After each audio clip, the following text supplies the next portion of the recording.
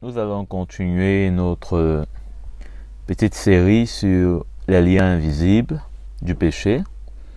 Et donc, nous sommes rendus à un autre point, celui sur la pauvreté et les écarts sociaux.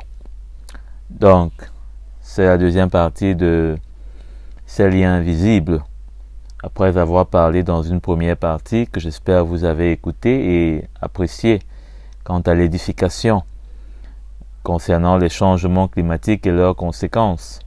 Donc, nous allons poursuivre aujourd'hui en espérant que, en comptant sur la lumière du Seigneur. Amen. Alors, ouvrons sans plus tarder, n'est-ce pas, dans le livre de 1 Timothée, au chapitre 6, le verset 17. Aux riches de ce monde, ordonne de ne pas être orgueilleux et de ne pas mettre leur espérance dans les richesses incertaines, mais dans le Dieu vivant qui nous donne tout avec abondance, pour que nous nous en réjouissons. Ordonne-leur de faire le bien, d'être riches en belles œuvres, de se montrer généreux, prêts à partager. Ils s'assureront ainsi en guise de trésor de bonnes fondations pour l'avenir, afin de saisir la vie éternelle. Donc, voilà comment est-ce que l'apôtre Paul non seulement exhortait ceux qui étaient riches, mais également les mettait en garde. Parce que, à contrario de ce qu'il dit aux riches, la mise en garde est plus évidente. Si on va à contrario de ce qu'il dit aux riches, on pourra en ressortir ceci. Ordonne-leur de faire ce qui est bien, des bonnes œuvres, de se montrer généreux, prêt à partager. Parce que si ce n'est pas le cas, ils ne pourront pas s'assurer, en guise d'un trésor éternel, la vie que le Seigneur va leur donner pour l'avenir, c'est-à-dire avec Christ dans l'éternité, dans la gloire. Donc, d'une certaine manière, il y a une exhortation et une mise en garde. Et si on n'arrive pas à saisir cela, eh bien, on est mal parti. On est mal parti parce que finalement, les richesses terrestres vont nous enfermer, nous engloutir dans, n'est-ce pas, la vie passagère de ce monde. Et finalement, nous ne pourrons pas avoir la vie éternelle. Mais ce n'est pas le souci aujourd'hui des riches dans ce monde. Ce n'est pas le souci aujourd'hui de ceux qui sont dans l'abondance. Ce n'est pas leur souci aujourd'hui. Puisqu'on voit qu'aujourd'hui les riches continuent de s'enrichir au détriment d'une grande masse de pauvres. Au détriment d'une grande masse de pauvres. Et cela est plus évident quand on essaye de regarder comment est-ce que, n'est-ce pas, les riches, comment est-ce qu'ils vivent, comment est-ce qu'ils pensent à l'avenir. Notamment dans leur train de vie, il est extravagant. On se rend compte qu'il y a des gens qui ont à eux seuls 5, 6, 10, voire 50 voitures. à leur disposition. Hein? Quant à l'avenir, comment est-ce qu'ils projettent l'avenir? On se rend compte qu'ils projettent l'avenir toujours avec eux-mêmes. Hein? Toujours avec eux-mêmes. C'est-à-dire qu'ils ont dans leur programmation future, dans leur avenir, dans leur vie future, eh bien, ils se projettent 5, 10 ans avec les mêmes richesses, voire plus encore. Ils ne voient que le temps, comme étant une donnée pour leur permettre de s'enrichir davantage. C'est comme ça que les riches voient le futur. Ils voient le futur comme étant, n'est-ce pas, l'occasion de s'enrichir davantage que ce qu'ils sont aujourd'hui. Et aujourd'hui, ils vivent dans l'extravagance. Hein? Rien de ce qui les entoure n'est minimal, n'est simpliste. Hein? Bien sûr que vous allez me dire, bon, c'est pas tous les riches qui peut-être voient les choses ou bien sont comme je suis en train de le décrire. Peut-être que vous-même vous êtes riche et quelque part peut-être vous ne vous reconnaissez pas. En tout cas, la plupart du temps, ceux qui sont riches, ben, ils ne reconnaissent pas qu'ils sont riches parce que être riche, c'est un peu parfois comme ne pas être bien perçu.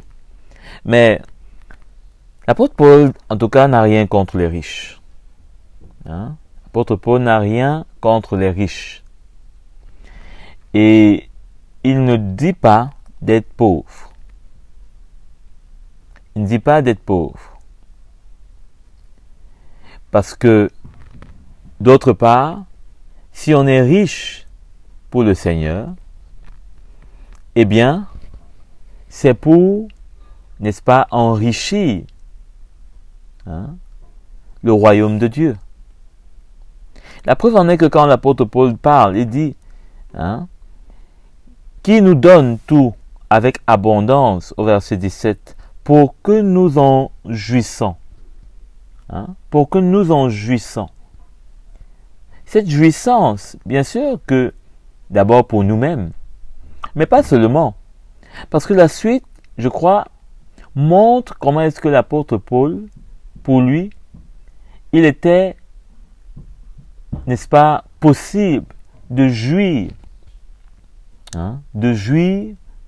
des biens que le Seigneur, des richesses que le Seigneur nous donne sur cette terre. Le verset 18 nous montre cela. Faire le bien en faisant le bien. La Bible nous dit qu'il y a plus de bonheur à donner qu'à recevoir. Donc voilà une manière de jouir de ces richesses. Tirer le bonheur de donner, le bonheur de partager, le bonheur de faire de bonnes œuvres. Quand vous soutenez des frères, quand vous soutenez l'Église, les projets du royaume de Dieu, eh bien, il y a du bonheur, il y a de la richesse véritable à l'intérieur. De se montrer généreux, prêt à partager. Prêt à partager. De tout ceci, il y a comme une joie qui s'en dégage. Il y a comme une paix, il y a comme une sérénité, il y a comme un plaisir qui s'en dégage. De couvrir celui qui est nu, de donner à manger à celui qui n'en a pas, de satisfaire aux besoins préliminaires, nécessaires de celui qui est dans le besoin. Il y a comme une joie qui s'en dégage. Puisque celui qui va donner avec joie, eh bien, ne pourra que moissonner dans son cœur, premièrement, la joie d'avoir donné. La joie d'avoir donné et d'avoir mis dans le cœur, dans la vie de quelqu'un, un peu de joie, un peu d'espérance. Hein? Un peu d'espérance. N'oublions pas que nous sommes devenus justice de Dieu, ayant été justifiés par Christ. Hein? Nous sommes devenus la justice de Dieu. C'est-à-dire qu'au travers de nous, le Seigneur montre la justice. Hein? L'apôtre Paul d'ailleurs fait mention de cela quand il dit que, hein, eh bien, au travers de nous, beaucoup, n'est-ce pas, témoignent et reconnaissent la bonté et la fidélité de Dieu. Au travers de notre générosité, au travers de notre libéralité. Beaucoup glorifient Dieu en reconnaissant que assurément il est fidèle. Et cela au travers de ceux qui sont devenus sa justice. Hein? Sa justice, de la même manière que Christ est devenu notre justice. Hein? Parce que, n'est-ce pas, il a pu réjouir le cœur de Dieu. Il a pu réjouir le cœur de Dieu en accomplissant un sacrifice dont personne ne pouvait accomplir. Eh bien, nous sommes devenus au devant de Dieu également justes. Et c'est ainsi que nous aussi, hein, au devant des hommes, Dieu peut être loué, être glorifié pour sa fidélité. Hein, au travers de nous, au travers de nos œuvres. Mais dans le monde aujourd'hui, et même dans l'Église du Seigneur, cela est encore bien difficile. Cela est encore bien difficile. Il n'y a pas cette vie de partage. Hein? L'apôtre Paul dit prêt à partager. Prêt à partager. Il n'y a pas cette vie de partage. Il n'y a pas cette attitude de générosité. Hein? Vous avez un frère qui est dans des situations, il fait mention. Je ne parle pas de ceux qui trouvent dans la piété une occasion de pouvoir, hein, profiter des frères et des sœurs. Je parle de ceux qui sont sincères, de ceux qui passent par des situations qu'on connaît, de ceux qui passent par des situations qui, quelque part, ils n'auraient pas voulu cela. Hein? De ceux qui sont humbles, même dans des situations. Hein? Ils ne cherchent pas à paraître, à montrer ou à dire ce qui n'est pas.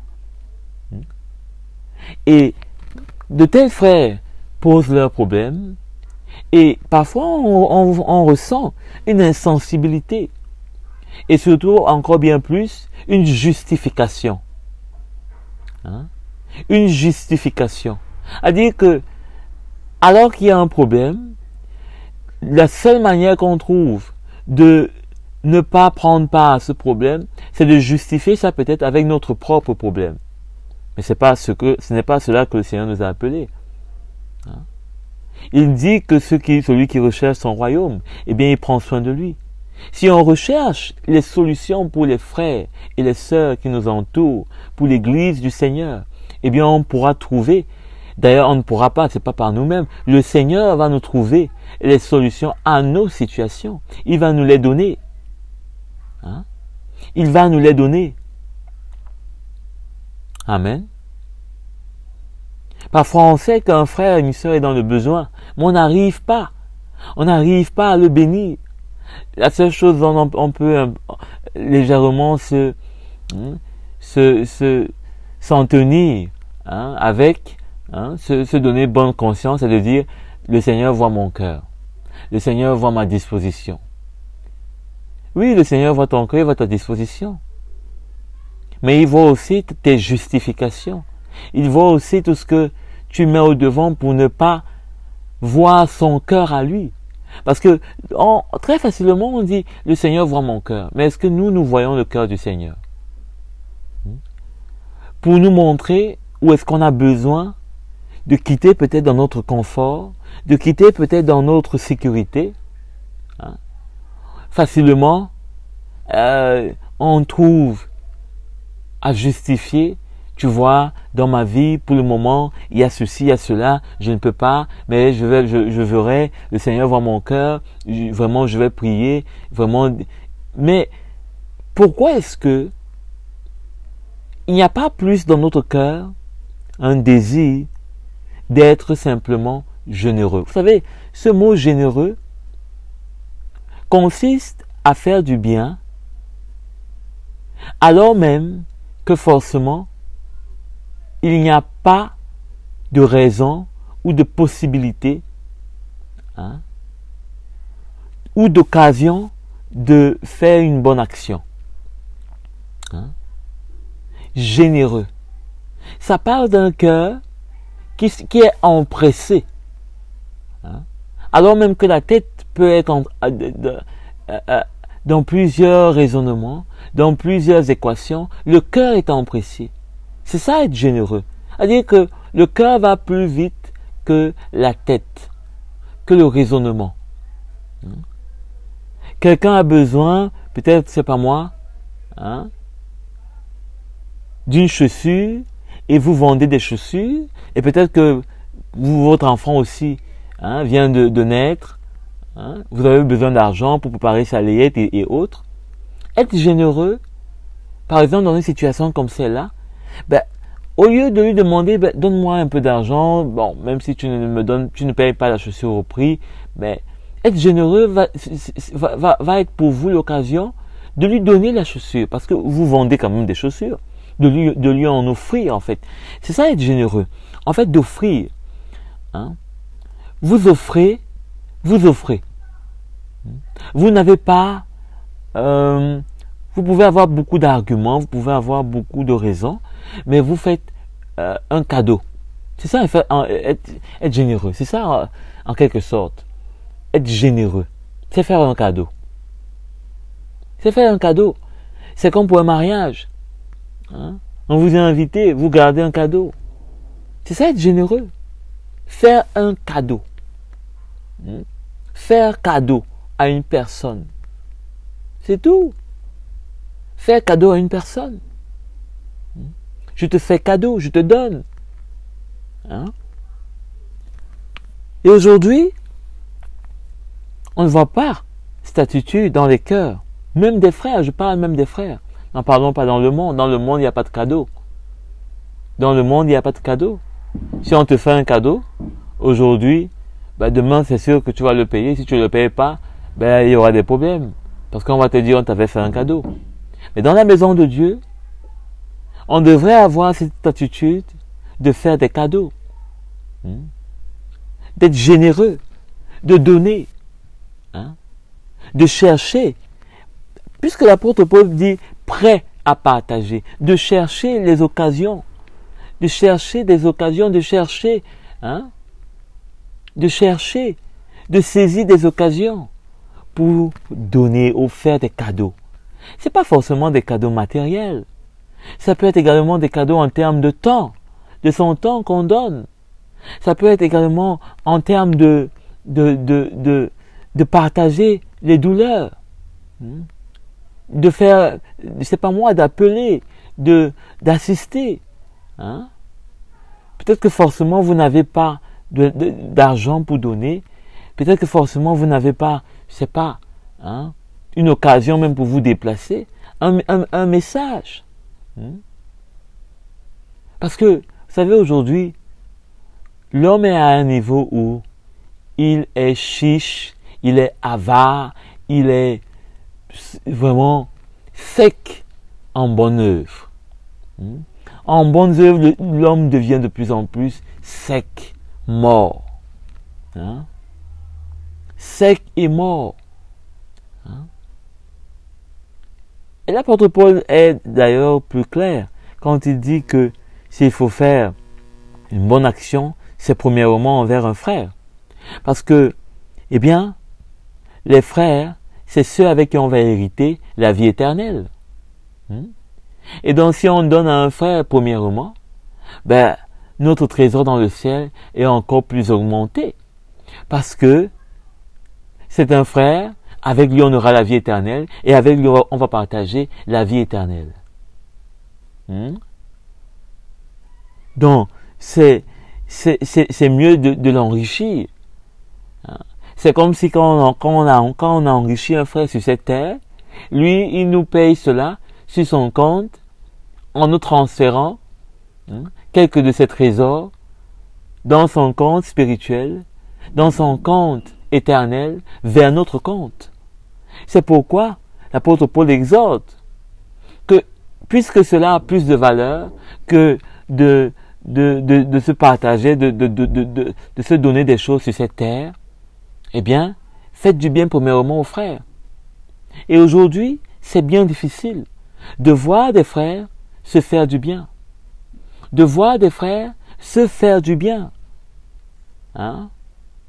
Parce que dans le cœur de beaucoup de frères, il y a encore tellement de barrières. Il y a encore tellement de limites. On se considère, on s'appelle frère et sœur, mais on considère pas vraiment cela avec toute la valeur. On ne se voit pas avec ce frère comme étant déjà dans une même famille, comme appartenant à une même famille, la famille de Christ. On ne voit pas la valeur de cela, bien-aimés. Aujourd'hui, dans ce monde égoïste, c'est encore bien difficile. Et cela est davantage accentué par le fait que chacun a des problèmes. Et donc chacun essaie de résoudre ses problèmes d'abord. Mais combien cela rajoute encore bien plus la misère. Parce que si vous n'avez pas la vie de Christ en vous, vos problèmes vont vous avaler. Et la seule façon d'avoir la vie de Christ en vous, c'est de penser à la vie des autres. Et en pensant à la vie des autres, en étant une bénédiction, une aide, un soutien à la vie des autres, votre vie sera également prise en charge par le Seigneur. C'est cette équation qui nous est difficile aujourd'hui, de pouvoir parfaitement mettre en obéissance dans nos vies. Pas comme une technique, pas parce qu'on recherche notre bien, mais parce que véritablement on est intéressé au royaume de Dieu. Est-ce que vous êtes intéressé au royaume de Dieu? Voilà des choses qui nous manquent. Et c'est pourquoi Jésus met en garde les riches dans les évangiles pour leur faire comprendre que, eh bien, vous devez saisir ce point. Parce que pour vous, il est crucial. Si vous n'avez pas cette attitude, vous ne pourrez pas hériter mon royaume.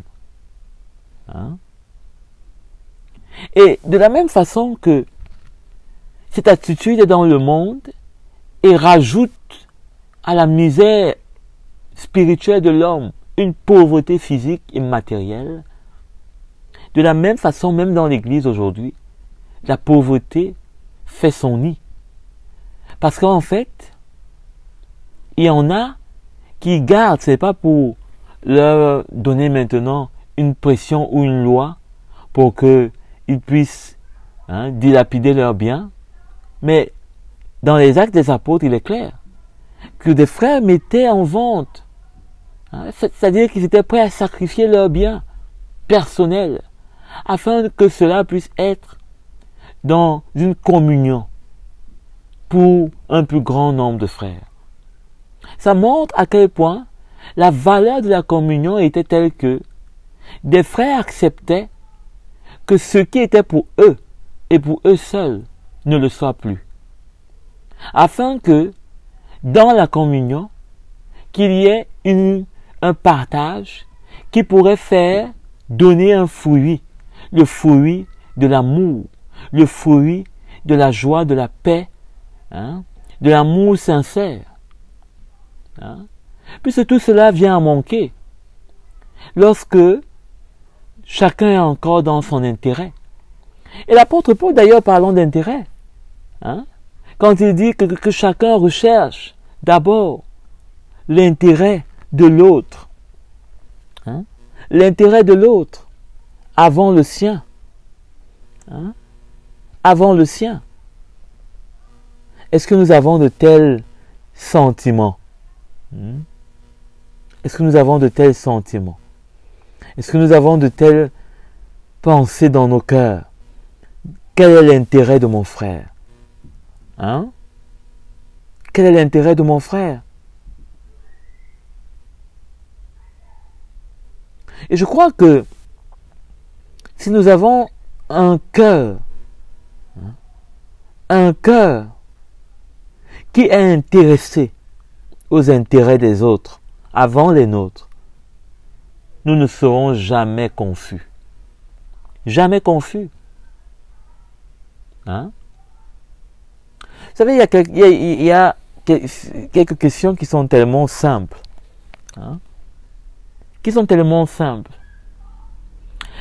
Pour nous montrer à quel point est-ce que nous sommes. Quelle est la dernière fois où vous avez reçu quelque chose de la part d'un de vos frères dans le Seigneur? Quelle est la dernière fois que vous avez reçu d'une manière chaleureuse, généreuse, dans l'amour, dans la paix, un bienfait, une bonne action de la part d'un de vos frères ou d'une de votre sœur? Quelle est la dernière fois? Parce que cela est un marqueur de la communion qu'il y a.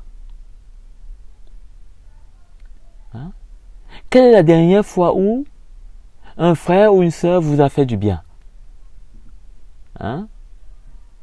Ça date, ça fait déjà combien? 5 mois, 3 mois, 1 an, 2 ans, où il faut attendre le malheur quand quelqu'un est décédé pour voir des frères se rassembler. Quelle est la dernière fois où on vous a fait du bien? Un frère vous a donné quelque chose, on vous a, je sais pas moi, quelle est la dernière fois? Parce que cela va montrer si vous-même vous donnez. Parce que si vous ne donnez pas, on ne peut pas vous donner. Oh là, c'est bien simple, n'est-ce pas? Si vous n'êtes pas quelqu'un qui donne, vous ne pouvez jamais être quelqu'un qui reçoit. Jamais. Si vous recevez, prenez crainte. Cela peut être peut-être pour vous détruire.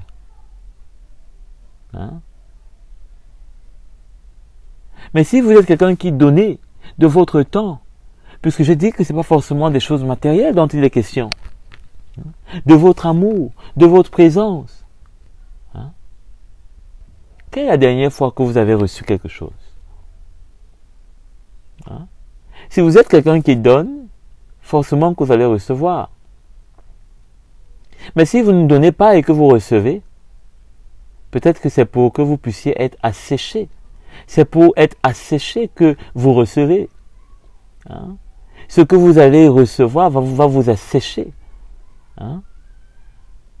Va être sur vous comme des charbons ardents qui ne vont pas vous laisser tranquille, qui vont vous juger devant le Seigneur.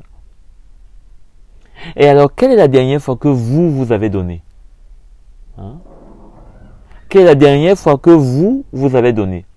Parce que quelqu'un qui donne, ça veut dire que c'est quelqu'un qui reçoit. Si vous ne recevez pas, il sera un peu difficile de donner, à part si vraiment vous avez un cœur que le Seigneur a formé pour donner, même quand vous ne recevez pas. Mais la plupart des temps, ceux qui donnent, c'est aussi ceux qui reçoivent. Alors, est-ce que vous donnez? Est-ce que vous êtes une personne qui saviez donner? Est-ce que vous donnez? Ou est-ce que vous êtes juste celui qui reçoit? Donc, il faut s'examiner. Il faut s'examiner. Et à qui est-ce que vous donnez? Est-ce que vous donnez seulement aux riches? Est-ce que vous donnez seulement aux riches? C'est-à-dire à ceux qui ont, à ceux qui ne sont pas forcément dans le besoin? Ou est-ce que vous donnez aussi à ceux qui sont dans le besoin?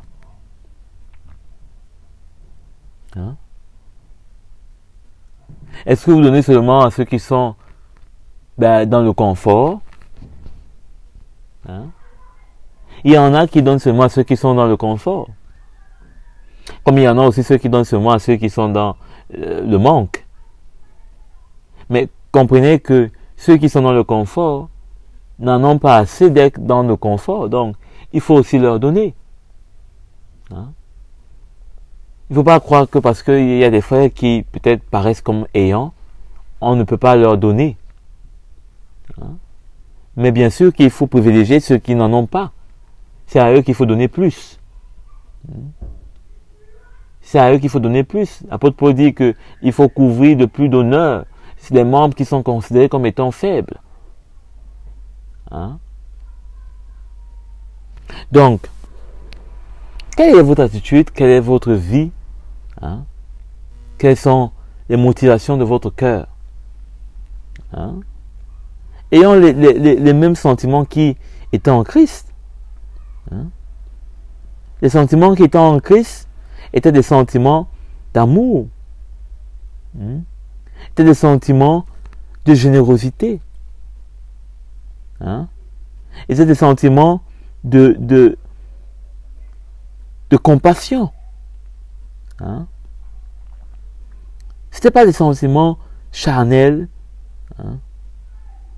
Ce n'est pas des sentiments égoïstes. Amen.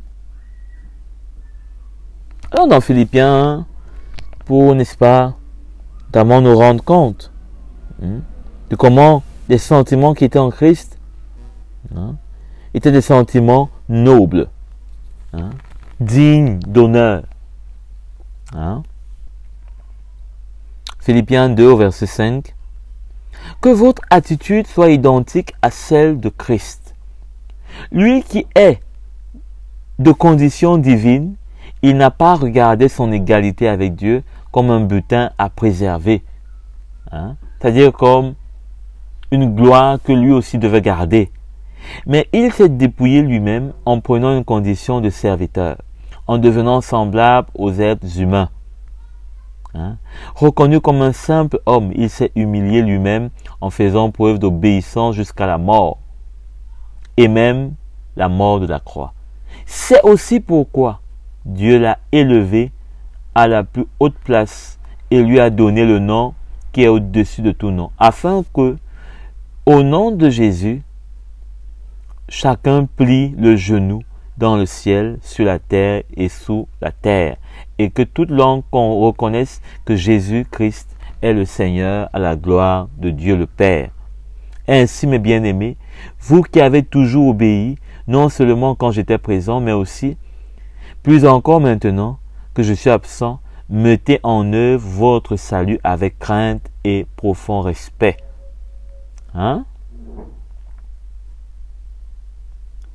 Donc, verset 14, faites tout sans murmure ni contestation. Faites tout sans murmure ni contestation. Vous savez, quand on murmure, c'est ceux-là qui ne font pas d'action. Au lieu de faire des actions, de bonnes œuvres, ils murmurent. Ça montre l'état de leur cœur. Leur cœur n'est pas bien. Mais quand vous êtes en action pour faire de bonnes œuvres, ça montre aussi l'état de votre cœur. Votre cœur est bien. C'est pourquoi vous êtes en action. Vous n'êtes pas en parole pour condamner. Mais vous êtes en action pour démontrer. Vous démontrez votre cœur. Vous démontrez là où est votre cœur. Peut-être que vous pouvez faire des reproches à un frère, mais ça ne vous empêche pas de vous mettre en action pour aussi témoigner des choses. Pour témoigner des choses qui sont dans votre cœur, votre amour. Un frère peut être dans le péché, mais ça ne veut pas dire que il ne faut pas prier pour lui, par exemple. Ou alors, un frère peut vous avoir fait du mal. Ça ne veut pas dire que lorsque il perd, par exemple, son papa ou sa maman, que vous applaudissez.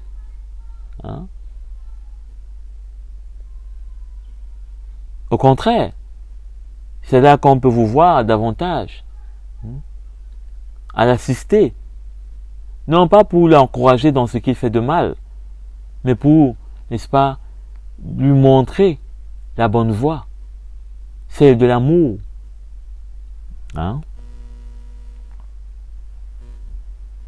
Donc, voilà ce que l'apôtre Paul dit. Voilà ce qu'il montre. Il dit afin d'être irréprochables et purs, des enfants de Dieu sans défaut, au milieu d'une génération perverse et corrompue. C'est comme des flambeaux dans le monde que vous brillez parmi eux et portant la parole de vie. Et portant la parole de vie. Voilà comment l'Église devait briller dans le monde. Pas briller au travers des prédications orgueilleuses et qui profanent le sacrifice de Christ. Voilà comment l'Église devait briller, des frères et sœurs devaient briller dans le monde, au travers d'une vie donnée les uns pour les autres, au travers, n'est-ce pas, de cette générosité sans limite, sans frein. Au contraire, qui nous dépouille, comme Jésus s'est dépouillé, qui nous dépouille de notre orgueil, qui nous dépouille de notre convoitise, de notre vie et de notre tendance à vouloir posséder pour nous seuls et pour nous-mêmes. Qui nous dépouille de cette attitude où on ne vit que pour satisfaire nos propres besoins. Les besoins de nos frères sont secondaires. Non. Même quand l'apôtre Paul dit que celui qui ne prend pas soin de sa famille est pire qu'un incroyant, il n'exclut pas par là le fait de prendre aussi soin des bien-aimés. Puisque notre famille première est celle qui est en Christ. C'est avec elle que nous avons part à l'héritage qui est en Christ.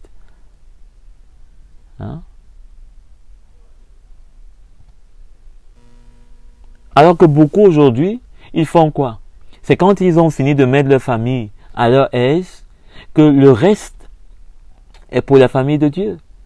Et pourtant cela ne devrait pas en être ainsi. Cela ne devrait pas en être ainsi.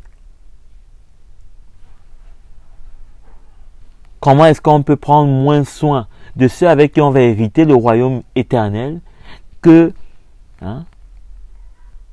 de ceux avec qui ce monde et tout ce qu'il contient va passer. Va passer. Votre papa va passer.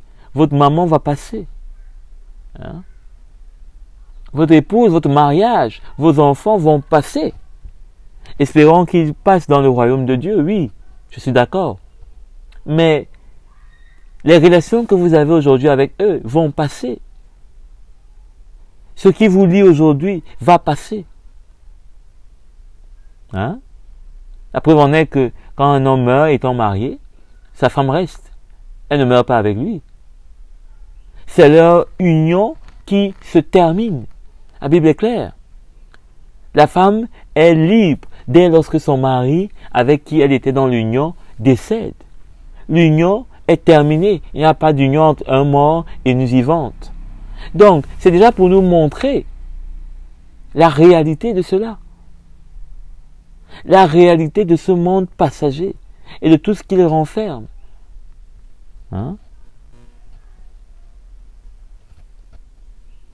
C'est pourquoi l'apôtre Paul dit aux riches, attention, parce que les richesses d'ici-bas vont passer. Les richesses d'ici-bas sont incertaines. On l'a lu tout à l'heure. Dans le monde aujourd'hui, il y a des écarts. Il y a tellement d'écarts. Parce que ceux qui sont riches ne partagent pas. Vous croyez que les écarts naissent parce que les riches travaillent plus, ils multiplient plus leur argent et les pauvres, ils ne réfléchissent pas trop, ils ne sont pas très intelligents, pour faire fructifier leurs biens. Non. Les riches sont riches parce que les pauvres sont pauvres. Ah oui. C'est pourquoi l'apôtre Paul parle d'une règle d'égalité. Hein? Quand il encourage les bien-aimés à pouvoir, n'est-ce pas, donner, subvenir aux besoins de ceux qui sont dans le manque, afin que le superflu des uns serve au nécessaire des autres. Hein? C'est pourquoi il faudrait veiller à ce qu'on ne soit pas trop riche pour nous-mêmes, hein? Mais qu'on puisse être riche pour le Seigneur, afin qu'il y ait cette même règle d'égalité. Cette même règle d'égalité. Pour que on ne se retrouve pas avec des frères qui soient pauvres dans l'Église. C'est ça.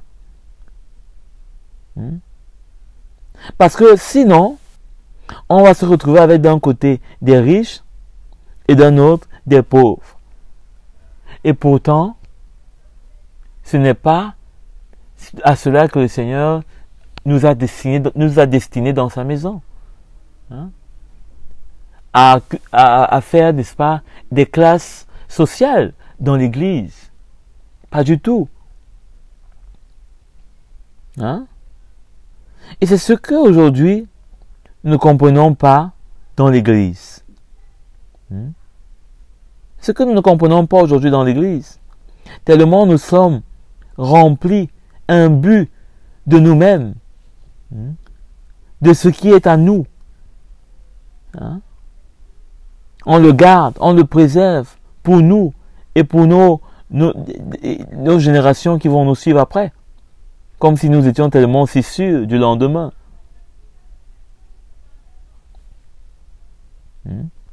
Bien-aimés, faisons attention. Il ne faudrait pas que ce que nous voyons dans le monde nous retrouve dans l'Église. Hein? Il ne faudrait pas que ce que nous voyons dans le monde nous retrouve dans l'Église. Ce serait, n'est-ce pas, misérable. Puisque là, au lieu de briller comme des flambeaux, nous serons éteints comme, n'est-ce pas, je ne sais pas moi, des charbons qui ont cessé d'être enflammés. Amen. Donc, ayons des cœurs qui sont saisis par l'Évangile. Des cœurs qui sont saisis par l'Évangile. Amen. Dans le monde, je disais tantôt, on retrouve des riches, des hommes et des femmes qui sont tellement si riches qu'ils n'ont même plus besoin de travailler pour manger. Le manger n'est plus une chose qu'ils ont à craindre. Mais dans l'Église, si on ramène un même état de misère dans l'Église, comment est-ce qu'on peut dire que nous sommes enfants de Dieu et glorifier Dieu? Les écarts que nous voyons dans le monde naissent de ce que il n'y a pas une attitude où le riche a envie de prendre soin du pauvre. Il ne va donner que de ce qu'il peut donner qui va davantage servir à lui-même. Il ne va pas donner comme un sacrifice. Il ne va pas donner comme un sacrifice. Il ne va pas donner comme se mettant lui-même en danger. Parce qu'il y a un cœur qui doit nous animer. De voir l'autre bien, même si cela nous coûte peut-être notre confort, mais que notre bien-aimé soit aussi bien. Et tant qu'il n'est pas bien, on n'est pas bien dans notre cœur. Et pour cela, on est prêt à tout donner. C'est cet exemple qu'on a lu dans Philippiens tout à l'heure, où Jésus a accepté la mort, même la mort de la croix. Il n'a pas simplement accepté de se dépouiller un peu de sa gloire, non. Il a accepté la mort aussi. Il a accepté même la mort de la croix, c'est-à-dire l'humiliation, comme s'il avait péché. Et pourtant, il était sans péché. Comme s'il était un homme ordinaire. Et pourtant, il était le Fils de Dieu. Jusqu'à quel point est-ce qu'on est prêt à se sacrifier pour qu'il y ait dans l'Église du Seigneur une vie de générosité qui engendre des frères qui ne sont plus dans le besoin, mais qui rendent gloire à Dieu de ce qu'il est fidèle et il prend soin d'eux. Jusqu'à quel point ceux qui font des œuvres au dehors, les païens, vous entendez leur fondation, ils essayent à gauche et à droite, on vous dit ils ont fait ceci, ils ont fait cela. Eh bien, jusqu'à quel point est-ce qu'ils sont prêts? Parce que, chose curieuse, ils restent toujours au même pédestal de leur richesse. Ils continuent d'être plus riches et plus riches encore. Eux, ils ne donnent même pas de leur superflu. Ils ne donnent absolument rien du tout, puisqu'ils sont incapables de faire de bonnes œuvres. Leur cœur n'est pas circoncis par la main du Seigneur, par l'Évangile, pour les amener à se dépouiller. Ils ne se dépouillent pas. Ils ne font pas plus que ce qu'ils font, à savoir se mettre en avant, redorer leur image, et montrer qu'ils ne sont pas condamnables. En fait, c'est ce qu'ils recherchent.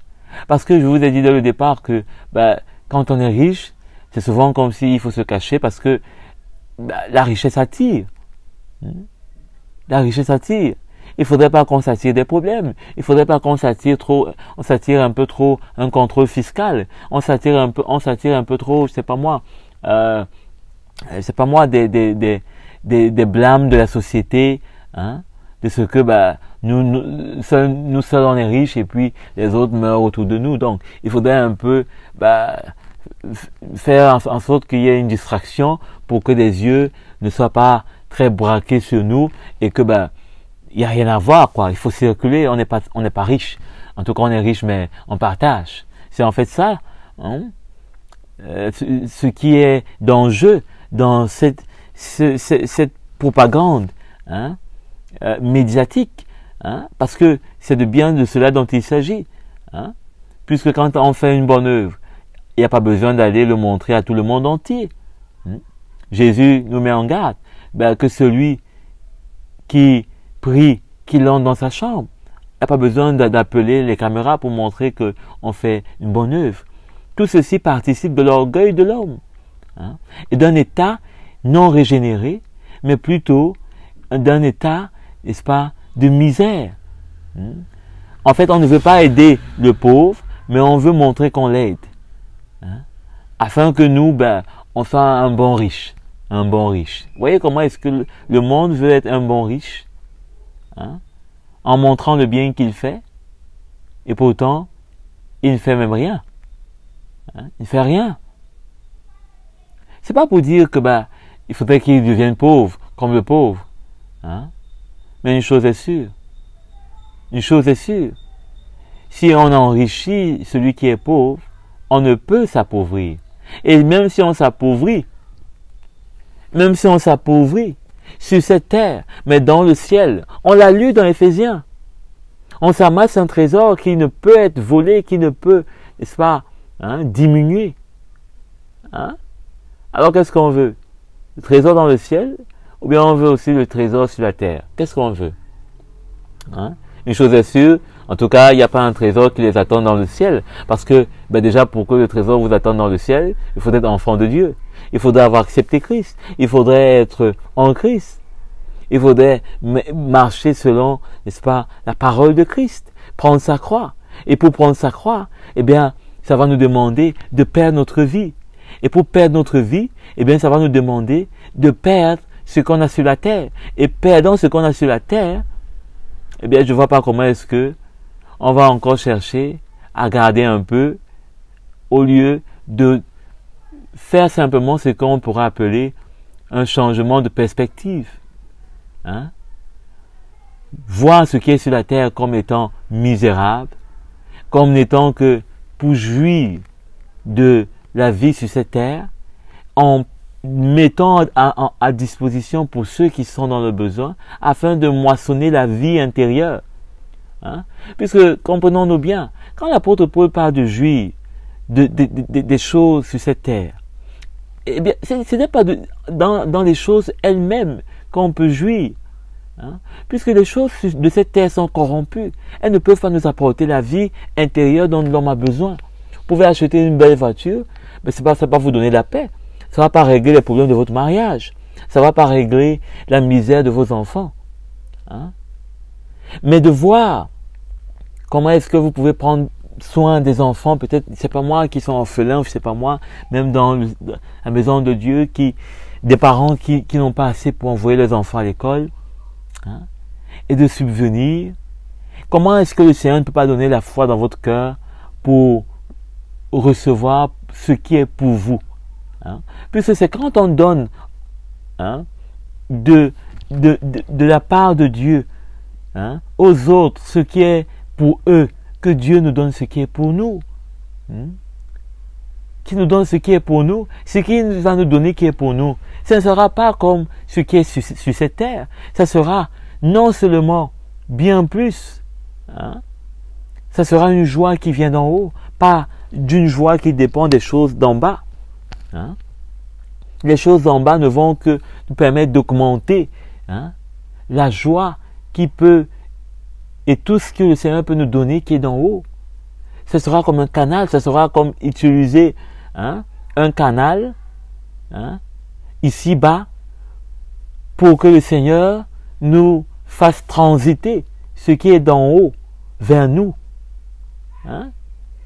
Et bien plus encore, s'amasser un trésor sur la terre, dans le ciel. S'amasser un trésor dans le ciel pour l'éternité.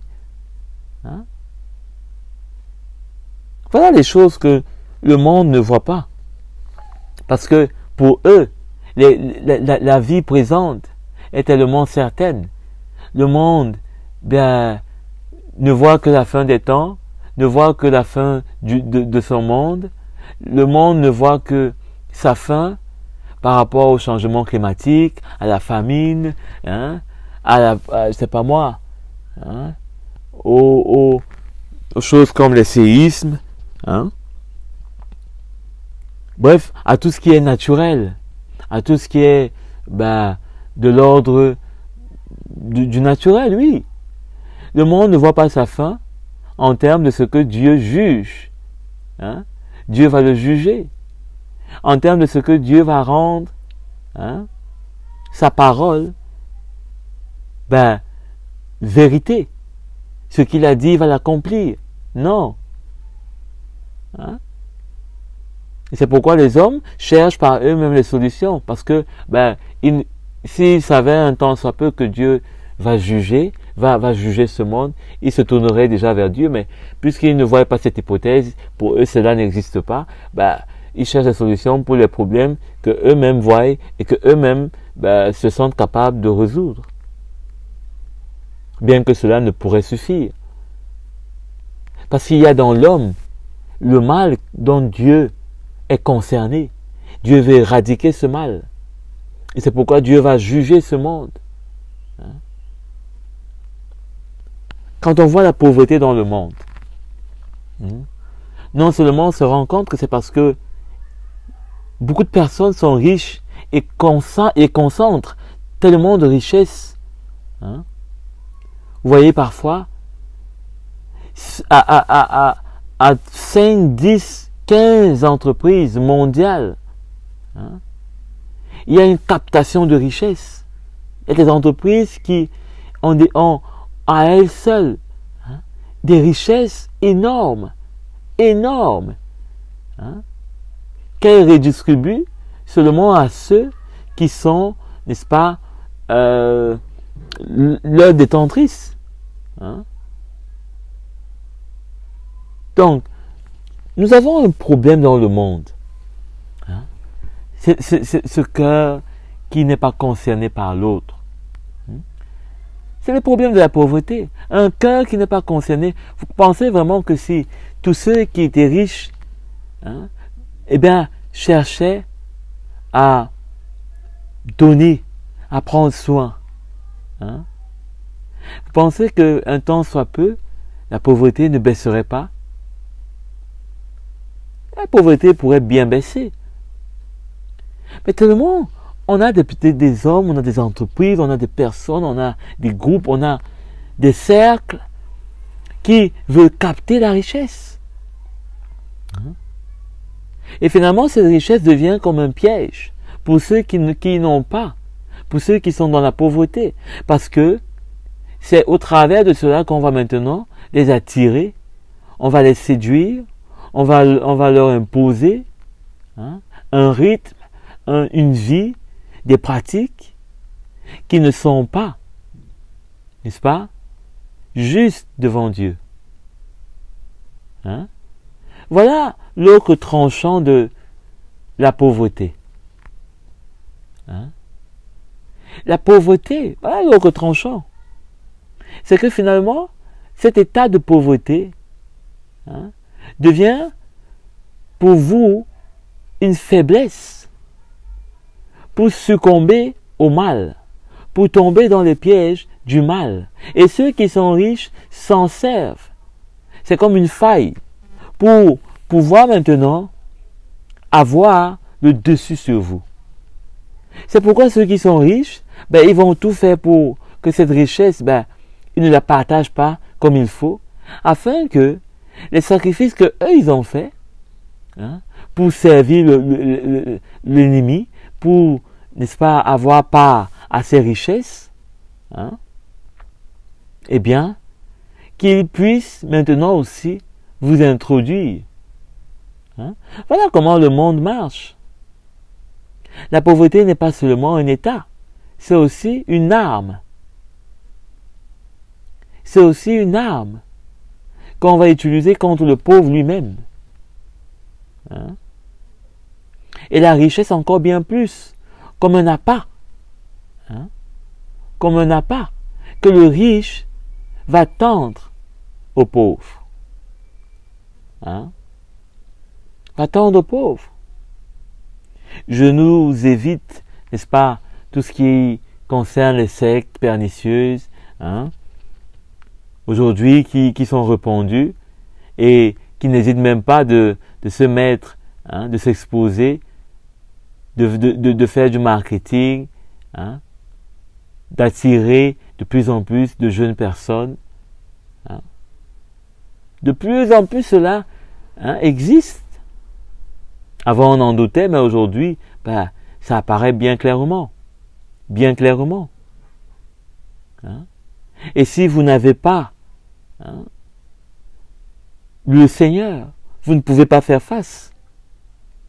Puisque personne ne veut demeurer dans la pauvreté. Personne ne se réjouit de ce que il est dans le manquement. Hein? Si ce n'est bien sûr celui qui est en Christ et qui accepte ce chemin pour Christ, qui accepte ce chemin au nom de Christ, au nom du Seigneur, parce qu'il sait que bien qu'étant dans le manque, il enrichit plusieurs, comme l'apôtre Paul pouvait nous le dire, il pouvait le dire aux Corinthiens. Hein? Dans son manque, il enrichissait plusieurs. C'est pourquoi j'ai parlé tantôt que il n'est pas juste question des choses matérielles. Hein? Donc, combien est-ce que nous pouvons, nous aussi, participer à un tel système. Un système où il y a d'un côté ceux qui sont riches et qui n'ont pas qu'à de ceux qui sont pauvres. Et eux, ils sont de plus en plus riches parce que les autres sont de moins en moins riches. Ils sont de plus en plus pauvres. On voit des frères, parfois, ils ont à eux seuls 4, 5 maisons. Et on a d'autres qui sont là, une misère. Ils sont incapables de pouvoir dormir sereinement, avoir un lieu où déposer leur tête. Et on trouve parfois des justifications et des justifications. Parce qu'on ne veut pas, on n'est pas prêt à se dépouiller, à voir cette vie comme étant perdue d'avance pour nous. La pauvreté et les écarts sociaux sont une réalité dans l'Église. Sont une réalité dans l'Église. Est-ce que dans l'Église du Seigneur, on a un cœur qui cherche à savoir qui est dans le besoin, qui est dans le manque, qui a besoin d'aide, qui a besoin d'être soutenu. Chacun vient, on adore ensemble, on loue ensemble, amen.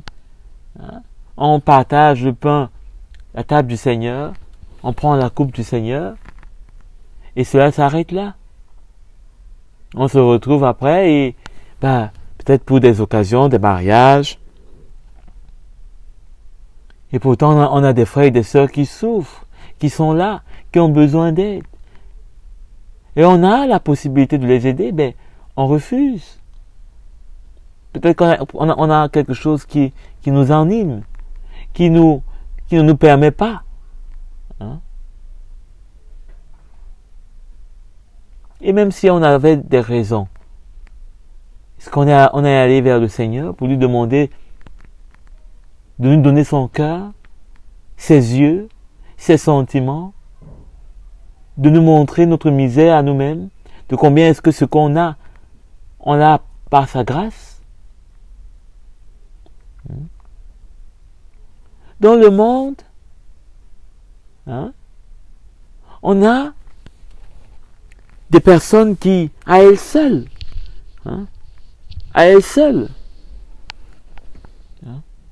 ont assez de capacité, de pouvoir,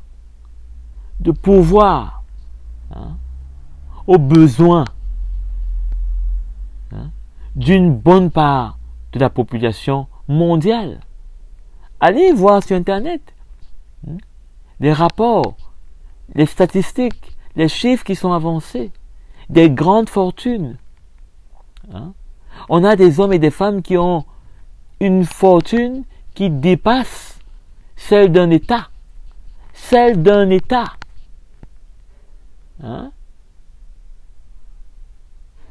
Vous imaginez combien cette personne pourrait endiguer la pauvreté dans un État?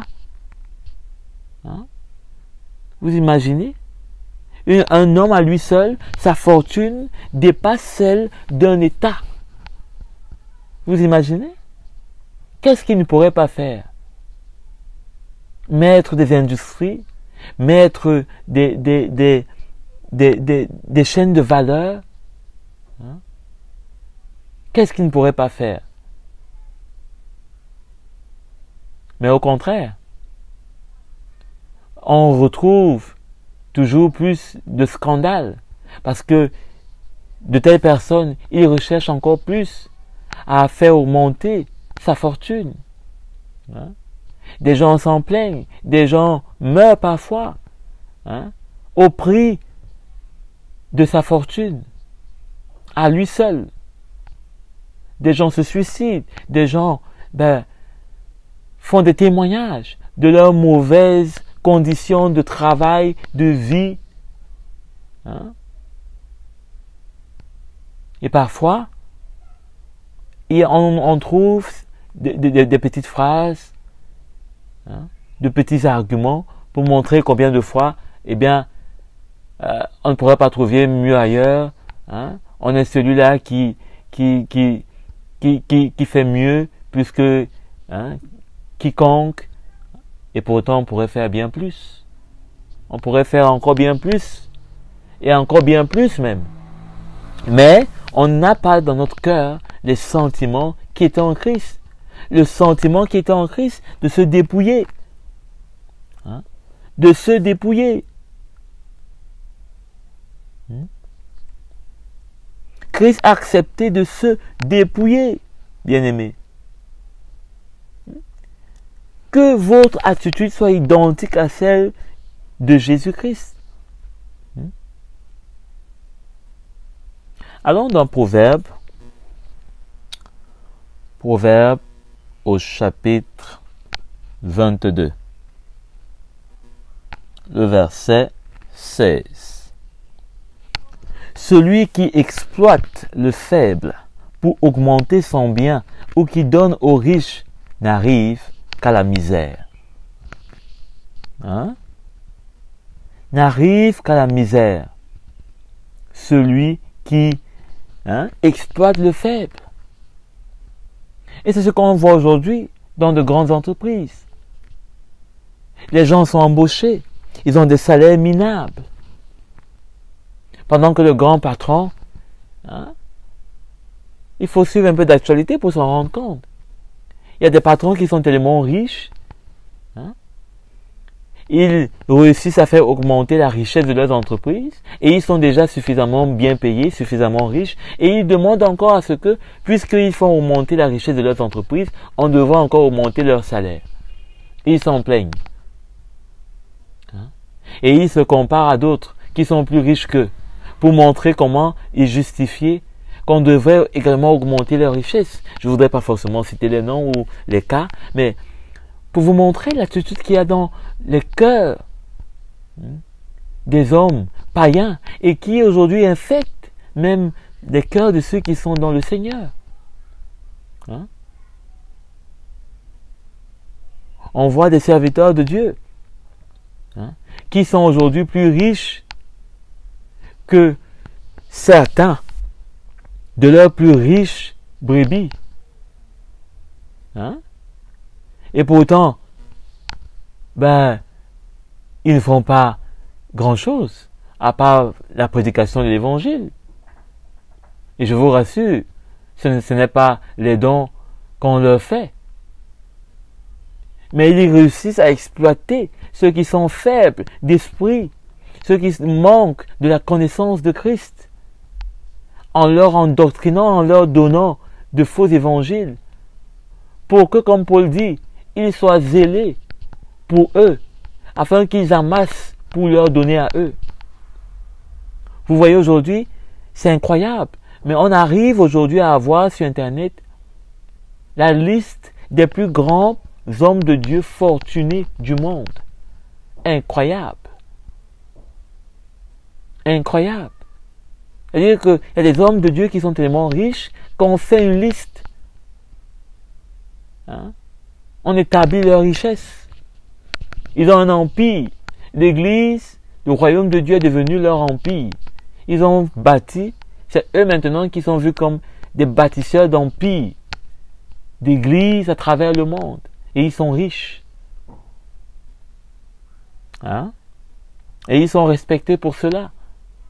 Et ils sont en vue pour cela. Parce qu'ils ont des empires d'assemblée.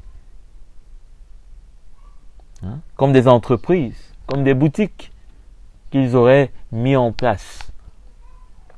Quelle tristesse. On dirait ces vendeurs qui étaient dans le temple dont Jésus est venu chasser. Ils exploitent le faible.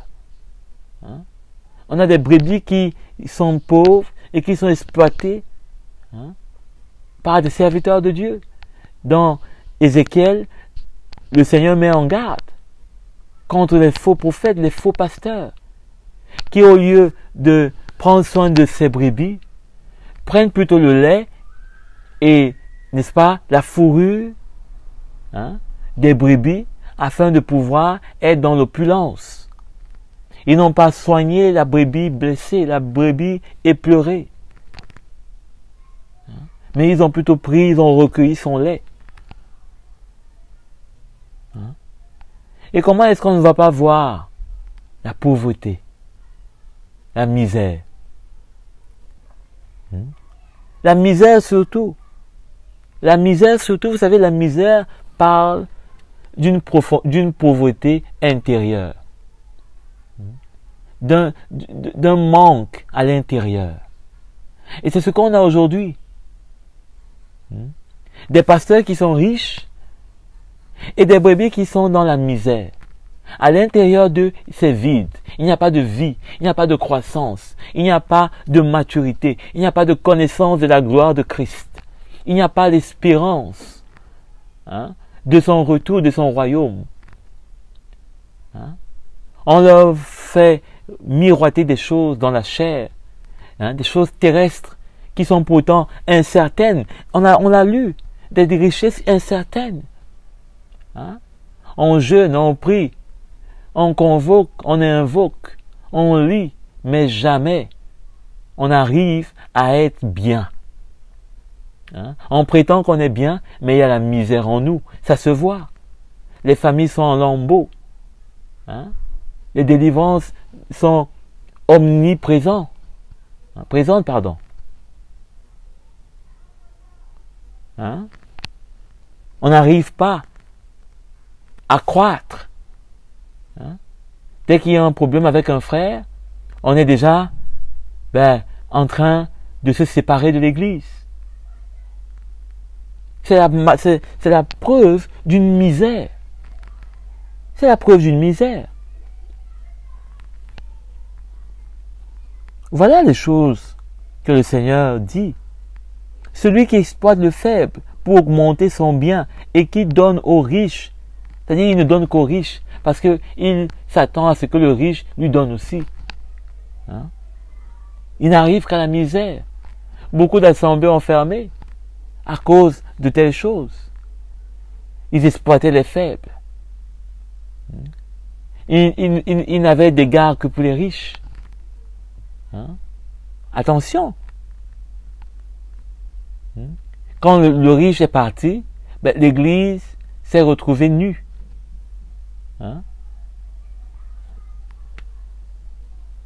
Combien d'églises sont aujourd'hui détruites à cause de la présence des uns et des autres qui sont riches? Une fois de plus, je n'ai rien contre la richesse. Mais je parle de ceux qui opèrent dans la chair avec la richesse. Et qui n'ont de richesse que pour eux. Allons dans Jérémie.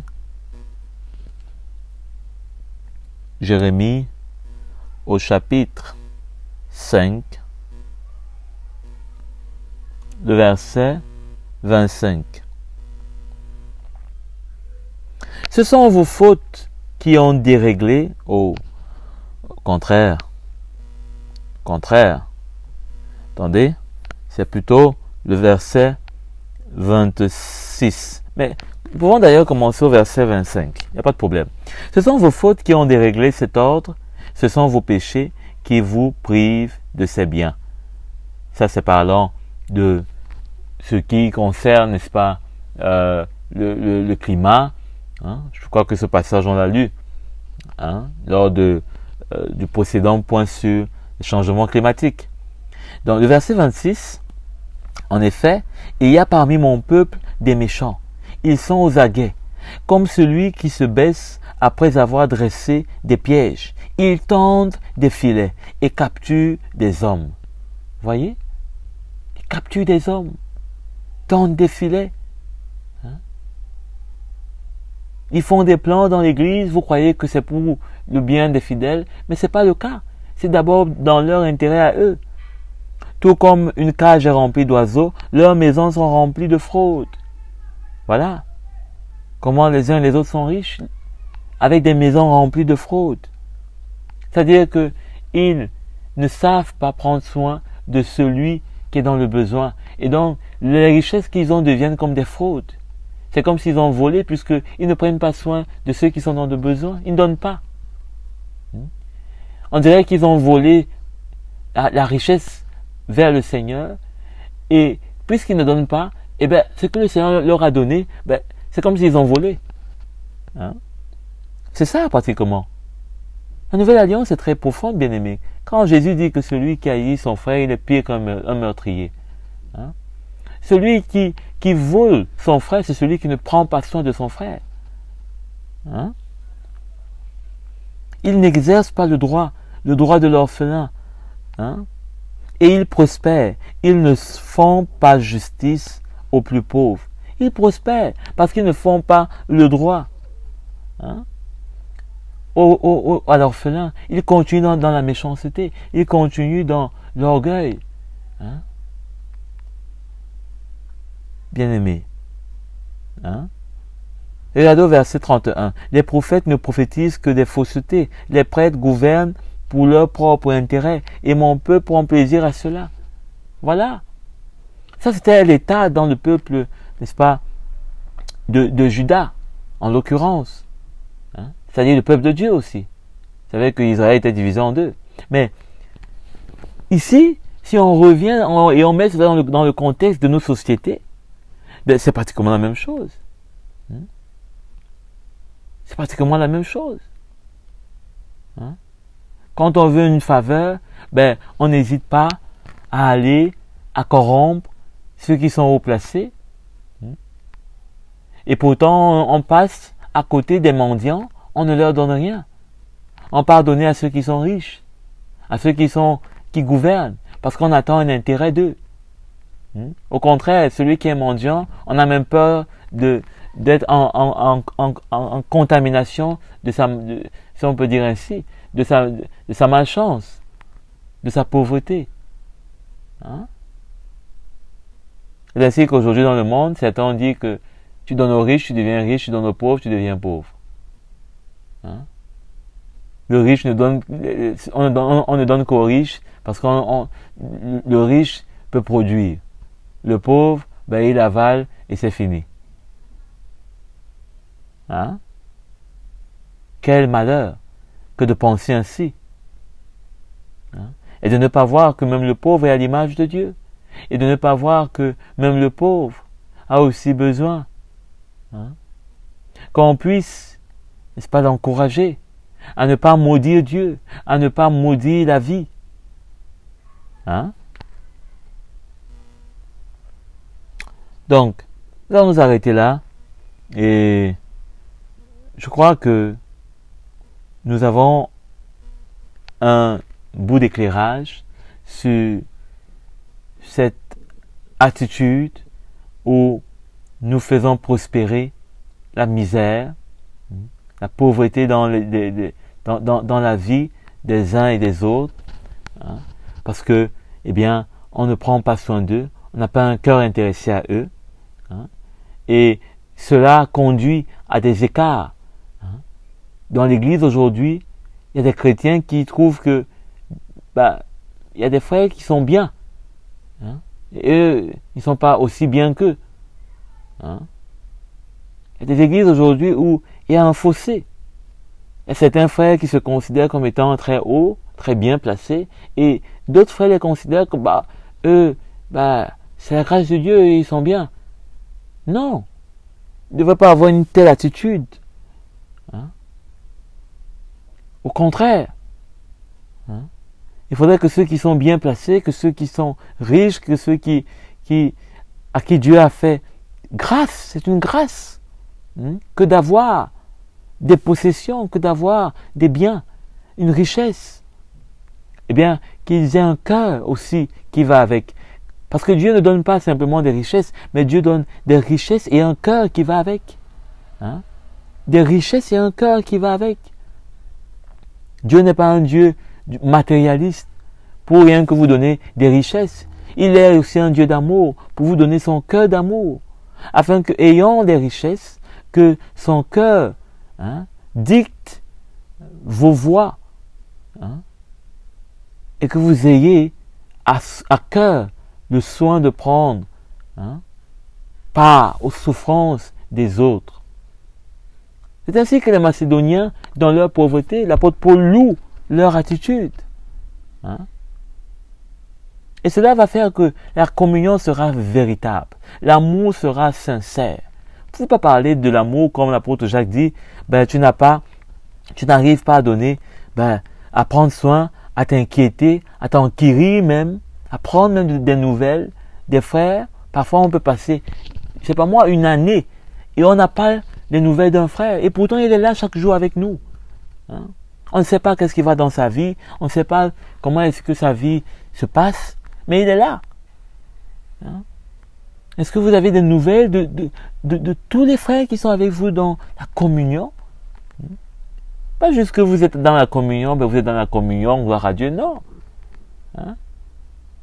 Quand il rentre, quand il quitte cette communion, qu'est-ce qui se passe dans sa maison? Qu'est-ce qui se passe dans son foyer? Est-ce qu'il mange? Est-ce qu'il y a des tensions dans sa maison à cause de la nourriture? Vous savez, récemment, j'étais chez des bien-aimés et je me suis rendu compte que ils étaient vraiment dans le manque. Vous imaginez? Le père, la mère, les enfants, ils se discutent la nourriture. Hein? Pas qu'ils se discutent en se déchirant, mais vous sentez que il n'y a pas tellement et quelque part, il y a un peu comme une lutte chez chacun. Est-ce qu'il y a encore de la nourriture pour moi? Il fallait pas finir tout. J'avais encore faim. Vous sentez qu'il y a un manque. Vous sentez qu'il y a vraiment un manque. On apporte de la nourriture et chacun cherche déjà à couper sa part parce que vous sentez, même dans les expressions, les échanges, vous sentez qu'il y a vraiment un manque. Il y a un manque. Hein? Mais il faut être au contact, il faut être intéressé à la vie des autres pour réaliser cela, pour voir cela. Hein? Peut-être que vous n'avez jamais vu une famille se déchirer pour, je sais pas moi, quelques beignets, quelques morceaux de pain. Hein? Ils ne se déchirent pas forcément avec des insultes, avec des cris, mais dans les expressions, surtout que parfois c'est souvent comme une honte, mais vous sentez, à un moment donné, même, on s'oublie et puis, quelque part, vous voyez comment est-ce que c'est difficile aujourd'hui, hein? Alors que le monde, je vous ai dit, le monde rend tout difficile parce que on voudrait incliner le plus grand nombre à se soumettre au prince des ténèbres, à marcher dans l'indignation contre Dieu. Hein? Eh bien, le monde rend les choses plus difficiles. Hein? Ceux qui ont le pouvoir, écrasent ceux qui sont faibles. On l'a lu. Pour augmenter davantage leur richesse et séduire davantage ceux qui ne sont pas riches. Pour qu'ils soient riches, non pas pour Dieu, mais pour le monde et pour l'ennemi. Qui du reste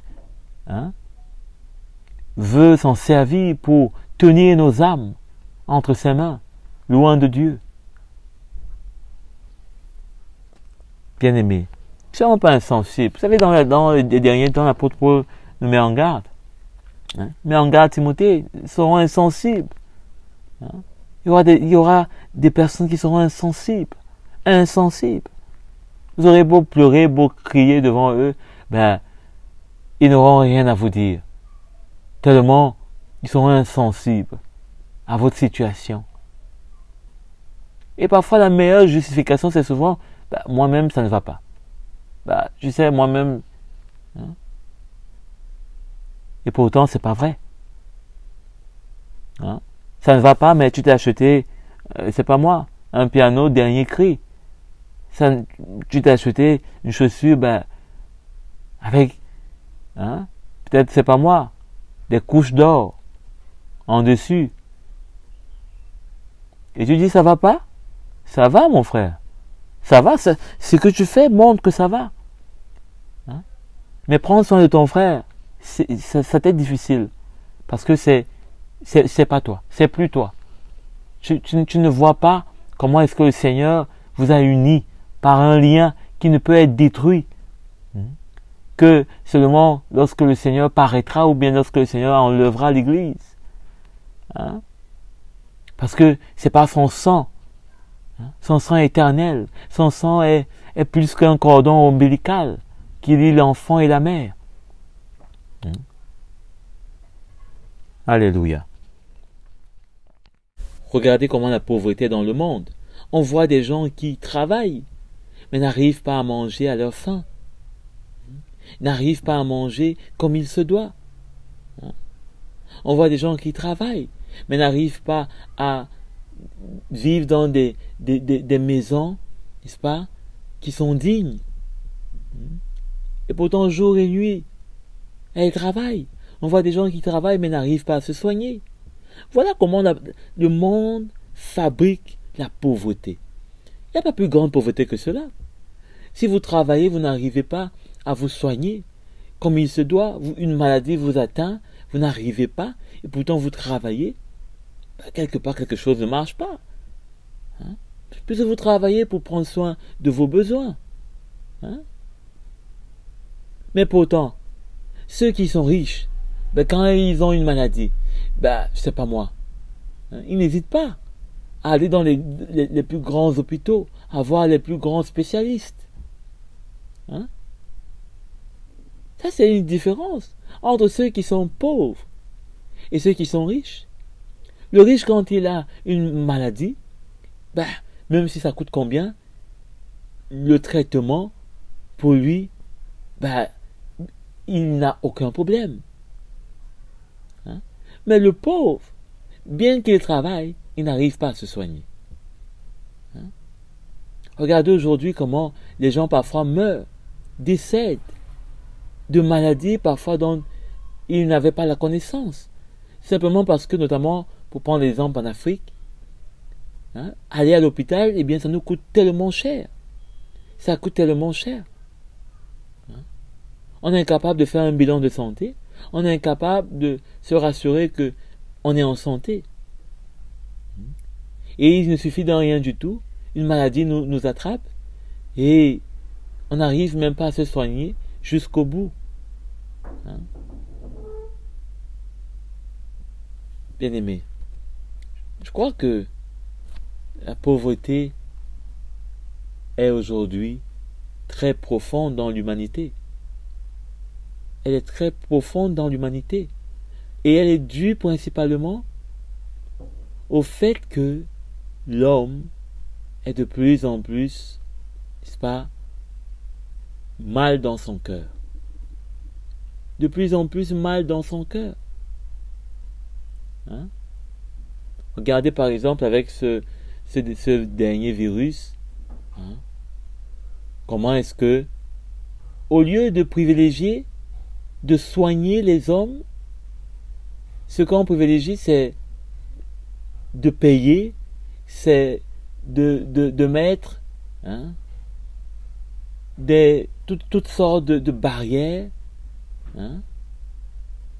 On voit comment des hommes tombent, des hommes meurent, et on vous dit que, eh bien, le virus hein, est breveté, on ne peut pas le reproduire n'importe comment, et pourtant les gens sont en train de mourir. Mais on laisse cela se passer ainsi parce que, eh bien, il y a des enjeux financiers derrière qui doivent être privilégiés, qui doivent être préservés. Il y a des hommes et des femmes qui ont mis leur argent en jeu et il ne faudrait pas, pour rien au monde, qu'ils puissent perdre. Au contraire, hein? Des laboratoires s'enrichissent, des hommes d'affaires s'enrichissent, hein? Des investisseurs s'enrichissent. Hein? Bien sûr que vous allez me dire, s'ils n'avaient pas investi, est-ce qu'il y aurait de vaccins? Donc, quelque part, ça pourrait être quelque chose qui soit juste, qui puisse aussi avoir un intérêt. Mais ma question est de savoir si tous les hommes venaient à mourir et que seuls ces hommes qui avaient investi ou bien ont de l'argent pour pouvoir acquérir de tels vaccins ou mettre de tels vaccins en place. Hein? que deviendront-ils avec un monde vide? Hein?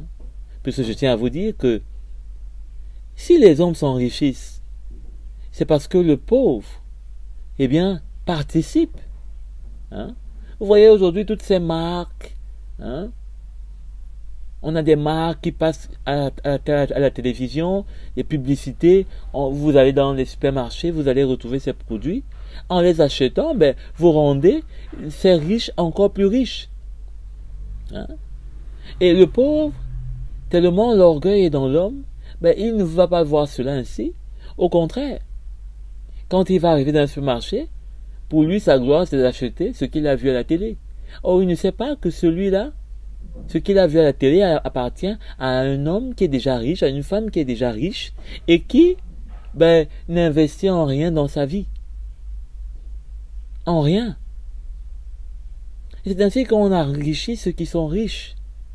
Et nous, on s'appauvrit par orgueil de pouvoir aussi nous rendre fiers de ce que nous avons accès aux produits des riches. Et pourtant, eux, cela leur va bien, que cela se passe ainsi, de nous faire miroiter des produits, hein, des choses, l'orgueil de la vie. Voilà comment est-ce que le monde fait pour que ceux qui sont pauvres s'appauvrissent, hein, en recherchant dans des choses qui n'ont pas de valeur pour leur vie, hein, de façon consubstantielle. Hein. Si vous ne portez pas un bon parfum, est-ce que cela fait moins de vous un être humain? Non. Hein? Mais si vous dépensez votre argent dans un parfum, parce que, eh bien, il sent bon, il dure longtemps, et tout ce qu'on veut, tout ce tralala, qu'on passe à la télévision, ben, laissez-moi vous dire que vous serez en train de voler quelque part un frère qui, lui, est aussi dans le besoin, et qui, lui, ne demande pas un parfum, mais il demande juste à manger. Voilà comment la pauvreté prend place. Je sens que je vous montrer comment la pauvreté prend place dans le monde. Hein? Dans le monde. On essaie de fabriquer, hein, ce qui est cher. Parce que, eh bien, cela donne à l'homme l'orgueil que si il arrive à acheter ce qui est cher, eh bien, il est aussi riche. Hein? Il est aussi riche. On n'essaie pas de fabriquer ce qui est moins cher et durable. Hein? Ce qui est moins cher et durable. Ce qui est durable est très cher. C'est presque inaccessible. Ce qui est moins cher n'est pas durable. Hein? Et le pauvre s'appauvrit davantage. Hein? Le pauvre s'appauvrit davantage. On n'essaye pas de réduire la pauvreté, mais on essaie plutôt de l'augmenter. Hein? Parce que si on a beaucoup de pauvres, on aura moins de riches. Hein? Or, si on a beaucoup si on a de moins en moins de pauvres, on aura aussi de moins en moins de riches. C'est comme ça que le monde fonctionne. Il n'y a pas d'équilibre, il n'y a pas d'équité. Hein? Si on a trop de riches, on aura de moins en moins de pauvres. Et comme cela ne peut pas être acceptable, hein, eh bien, il faudrait que le monde continue à fabriquer plus de riches et, d'un autre côté, à promouvoir plus de pauvres. Hein? Parce que si tout le monde était riche, ben, ça serait un problème. Ça serait un problème. Le monde ne pourrait plus avancer comme il avance. Hein? Il ne pourrait plus avancer comme il avance. On n'aurait plus, hein, de personnes qui, eh bien, seraient prêts a enrichi d'autres. Hein? Ceux qui sont riches, tenez-vous bien, n'enrichissent pas ceux qui sont riches. C'est ceux qui sont pauvres qui enrichissent ceux qui sont riches. Ceux qui sont riches, qu'est-ce qu'ils font? Au lieu d'acheter un parfum, il va fabriquer un parfum à son nom. Il va fabriquer une voiture à son nom. Et c'est ceux qui sont pauvres ou moins riches que lui qui vont acheter ce que lui il a fabriqué. Hein? C'est comme ça que ça fonctionne. Et ceux qui sont riches ne vont qu'acheter ce que les riches font. Oui. Pourquoi? Parce que ça aussi, c'est de l'orgueil, non? Il est riche, il ne peut pas acheter ce qu'un pauvre a fait. Il ne peut pas acheter ce qu'un pauvre a fabriqué, non. Hein? Il faudrait bien que, étant riche, qu'il vive avec le standing d'un riche. Et donc il va seulement acheter ce qui a été fait par un riche. Hein? Et finalement, le pauvre, quelle est son affaire dans tout ceci? Quelle est son affaire? Quel est son intérêt? Eh bien, il se retrouve simplement à toujours rester pauvre. On doit faire attention à ce que nous faisons aujourd'hui. Parce que, eh bien, ça peut se retourner contre nous-mêmes. Et ne soyons pas surpris de rester dans l'état dans lequel nous sommes. Ça, je parle notamment pour le cadre, proprement de ce qu'on fait dans le monde. Est-ce qu'on participe à enrichir plutôt ceux qui sont dans le monde et qui sont déjà riches, ou alors est-ce qu'on ne voudrait pas mieux enrichir ceux qui sont dans le Seigneur, qui peut-être peuvent être dans le manque, mais qui sont nos frères, au lieu d'enrichir ceux qui sont dans le monde.